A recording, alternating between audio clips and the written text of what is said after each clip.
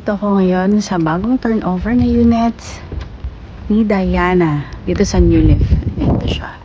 Welcome to New Leaf, located inside the Wood State 94 hectares township development situated at Barangay Hugo Perez, 13 Martires, Cavite. Hello, good morning. This is Sheng. Today I will be showing you a single attached two-story Diana. So, i-check natin ang loob. All units here in Phase 1B New Leaf are RFO, ready for occupancy. This is the living area, kitchen area with kitchen countertop. And now further into our property, we have our toilet and bath. Upon turnover, all fixtures are already included, including the tiles, the shower, and the sink. And it goes right here to the dirty kitchen or laundry area. There's a lot of space for provision for an extension. And on the left side, here is the spacious carport. This space is perfect for 2 cars kapag walang house extension sa ground. So, let's go to our second floor. Our 2-story single attached Diana with provision for 2 bedrooms. Diana dito sa New Leaf, Danesa sa Meridian Place. So, this is a deliverable unit. Bare type. Bare unit is referred to as an unfurnished property without furnishing and decors.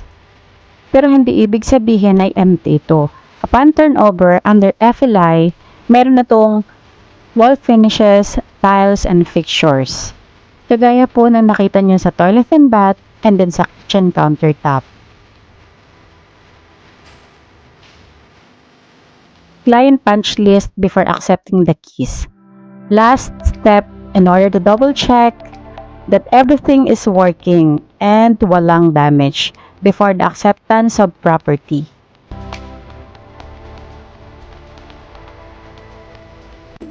Hindi ko kaya, sir, yun.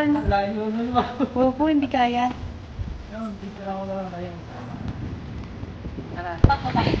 Pero, syempre, kung nasa papakas natin sa inyo, so, iikutan na lang. Yan, hindi lang sila talaga ito to. Kasi ang priority po ng mga garden ito, isip mga unit natin, hindi ba natin.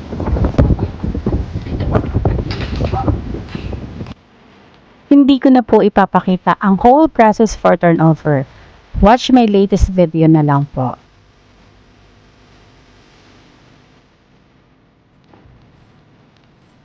Here's why New Leaf is a clever choice when buying a house and lot in Cavite. All units has a space for extension dahil lahat sila ay single attached.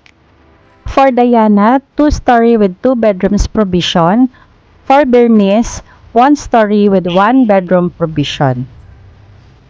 This is inside the township development, 94 hectares. With complete amenities,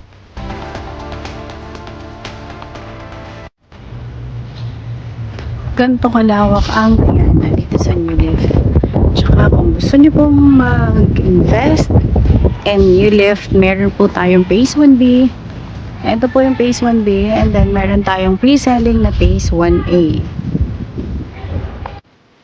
New Leaf has an access to major roads like Governor's Drive, Santa Teresa Road, and Governor Ferrer. New Leaf has a less than an hour travel time to Tagaytay. Available units, Bernice 1-story, Diana 2-story, prime lots or commercial.